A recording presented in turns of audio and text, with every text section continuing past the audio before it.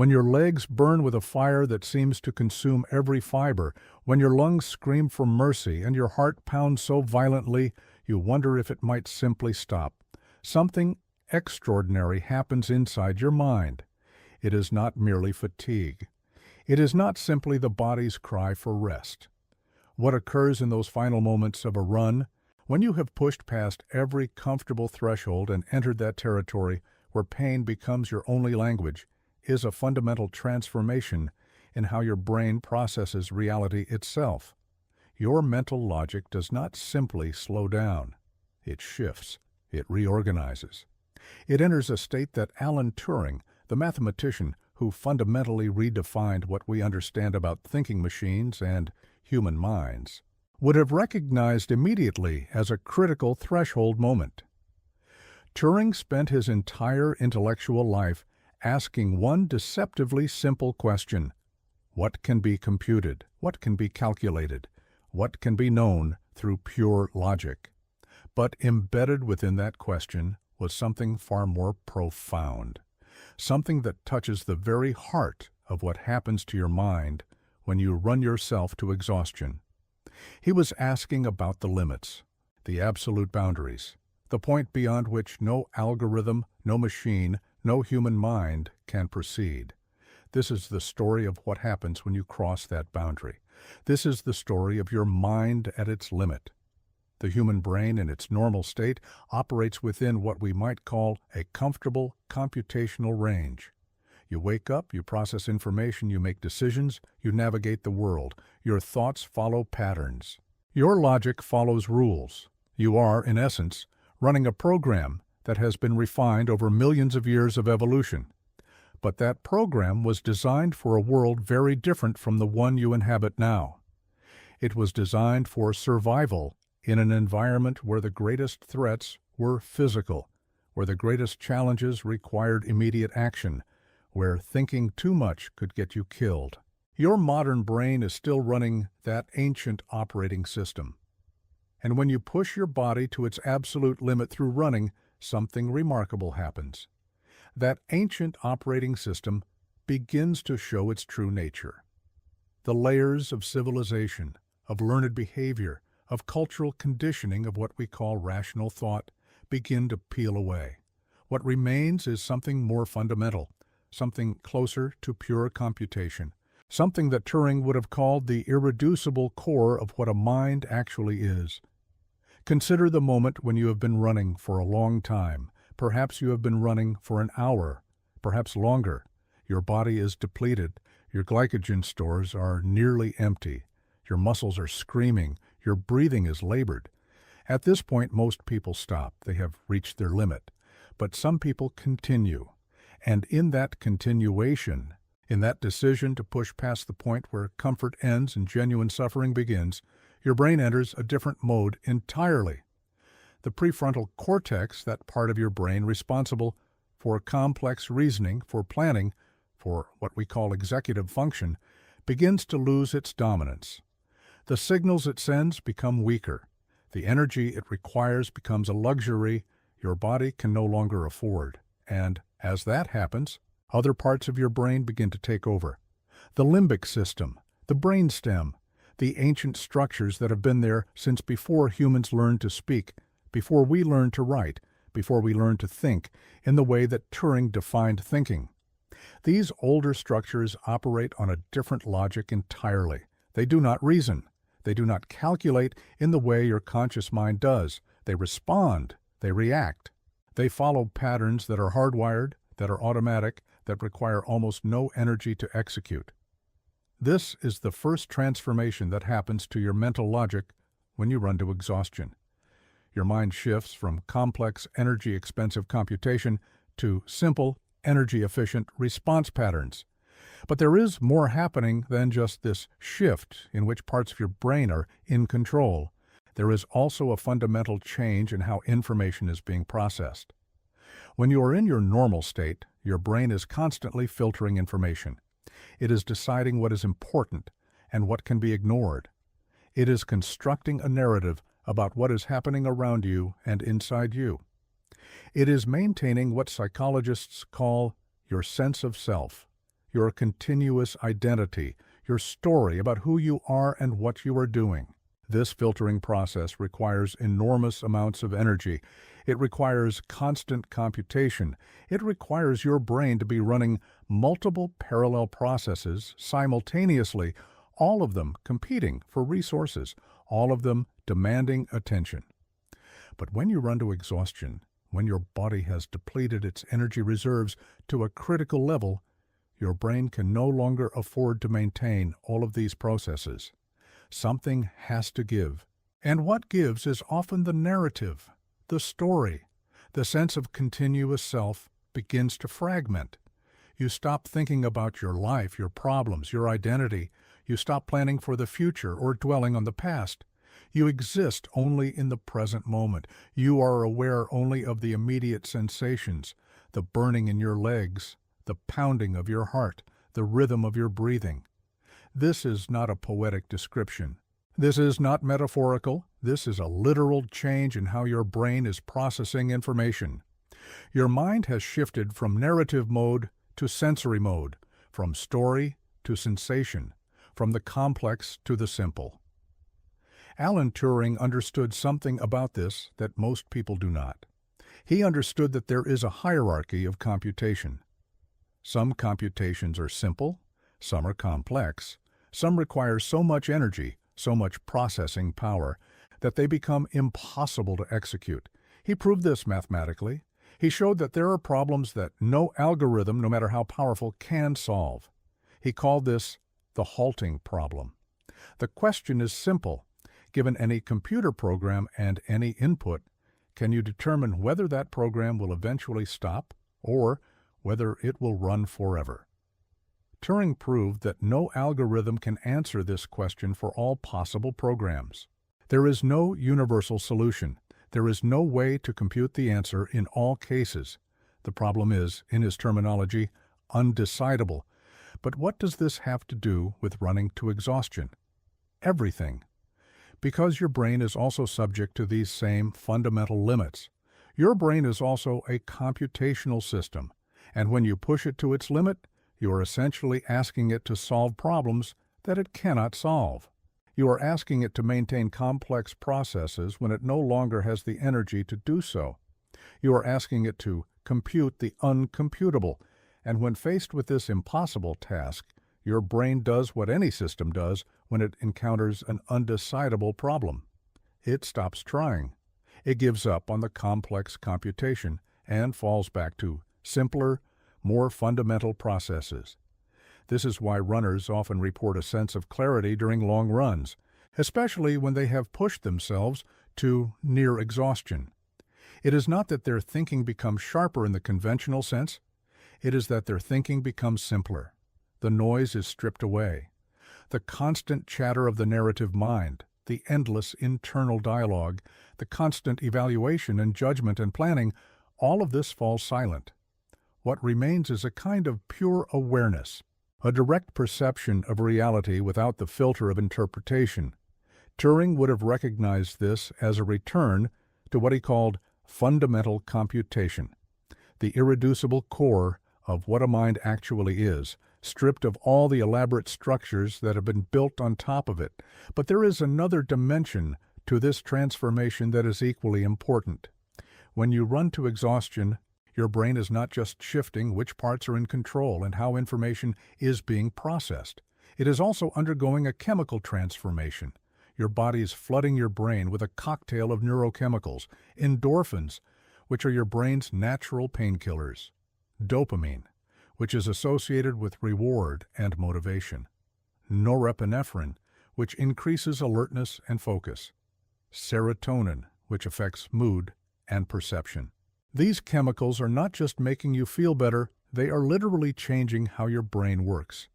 They are altering the electrical properties of your neurons. They are changing the strength of connections between different parts of your brain. They are, in essence, reprogramming your mind in real time. This is a process that Turing could not have directly observed in his time, but it is a process that he would have understood conceptually. He would have recognized it as a form of dynamic reconfiguration, a system that is changing its own parameters in response to external conditions, a mind that is literally rewriting itself as it runs. The implications of this are profound, because what this means is that your mental logic, the way you think, the way you process information, the way you make decisions, is not fixed. It is not a static program running on unchanging hardware. It is dynamic, it is responsive, it is capable of radical transformation under extreme conditions. This is something that most people do not understand about their own minds. They think of their thinking as a constant. They assume that the way they think today is the way they will think tomorrow. But this is not true. Your mind is constantly changing. And when you push it to its limits, when you run yourself to exhaustion, you are forcing it to change in ways that are dramatic and immediate.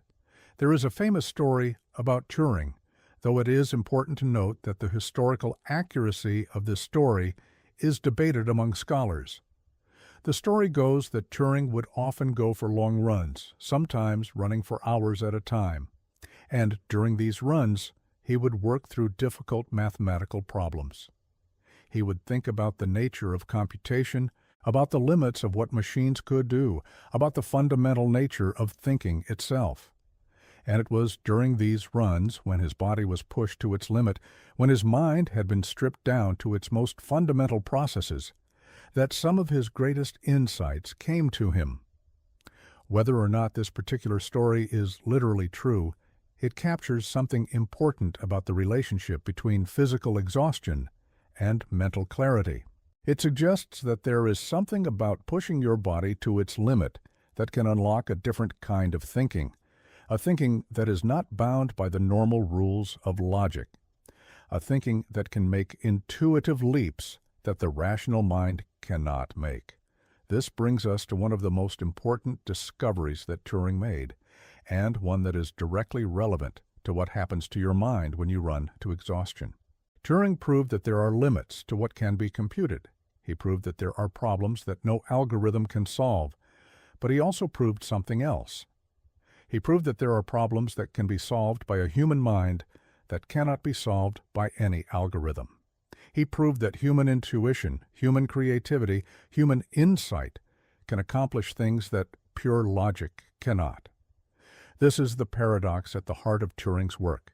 He was a logician. He was a mathematician. He believed in the power of reason and computation, but he also understood that reason and computation have limits. And he understood that human beings have access to something beyond pure logic, something that allows us to solve problems that are theoretically unsolvable. When you run to exhaustion, when your rational mind has been stripped away, and you are left with only the most fundamental processes, you are accessing this something. You are tapping into a mode of thinking that is not bound by the normal rules of logic. You are allowing your mind to work in ways that it cannot work when it is constrained by the demands of narrative, of planning, of self-consciousness. This is why runners often report that their best ideas come to them during or after a long run. It is not because running makes you smarter in the conventional sense. It is because running to exhaustion temporarily disables the parts of your brain that are responsible for the kind of thinking that gets in the way of insight. It removes the filter. It strips away the noise. It allows your mind to access a different mode of computation entirely.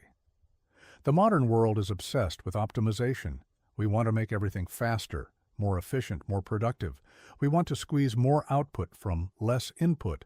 We want to run our minds like we run our computers, pushing them to their maximum capacity, extracting every ounce of performance. But this is a fundamental misunderstanding of how minds actually work, because minds are not computers in the conventional sense. They are not systems that can be optimized indefinitely. They have limits, they have thresholds, and sometimes the only way to access deeper levels of thinking is to push past those thresholds, to run to exhaustion, to strip away the layers of complexity and get down to the fundamental core of what a mind actually is. This is what happens to your mental logic when you run to the limit of exhaustion.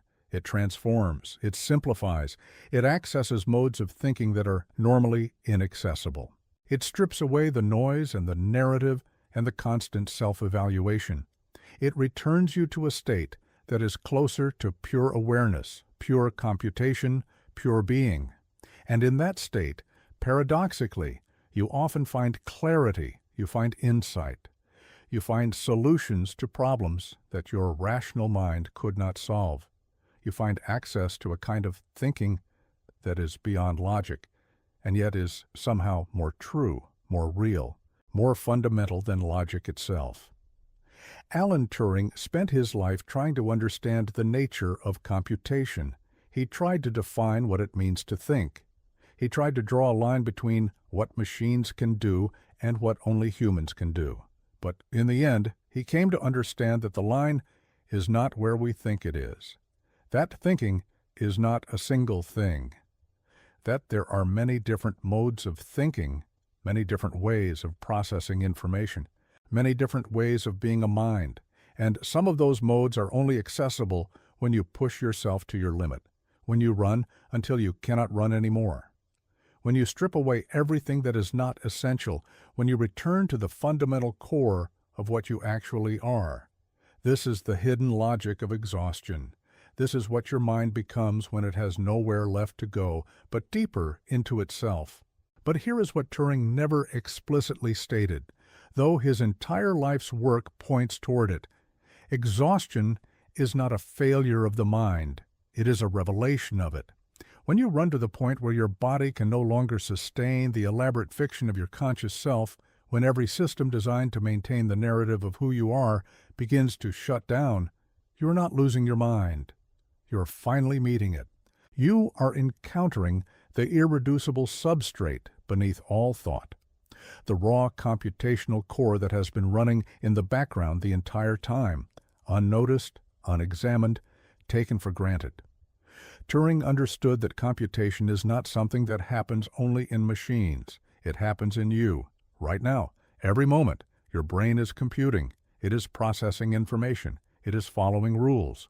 It is executing algorithms that have been refined over millions of years of evolution. But most of the time, you are not aware of this computation. You are aware only of the output.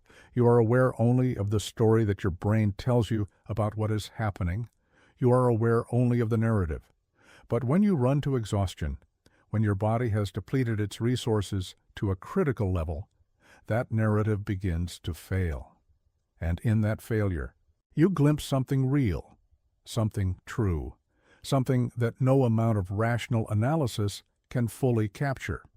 This is why the greatest minds in history have always been runners, walkers, thinkers in motion.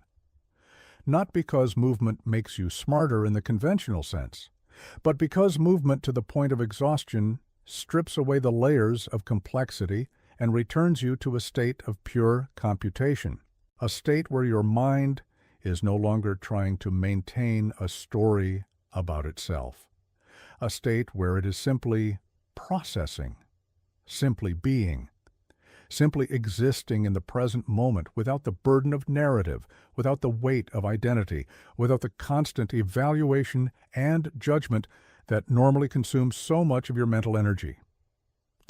Turing died at 41 years old. He died under circumstances that remain controversial and unclear.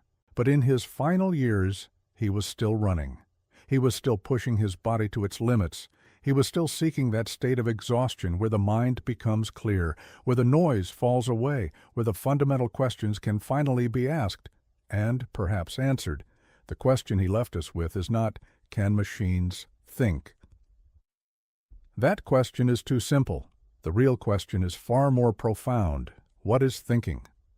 And the answer, if you are brave enough to run far enough, to push hard enough, to strip away enough of the comfortable layers of your consciousness, is this: thinking is computation, and computation is what you are, not what you do, what you are, at your core, in your essence. When everything else has fallen away and you are left with nothing but the fundamental processes that keep you alive and aware. This is the hidden logic of exhaustion. This is what Turing discovered. And this is what you discover every time you run to your limit and find that you are still there, still thinking, still aware, still fundamentally, irreducibly, beautifully human.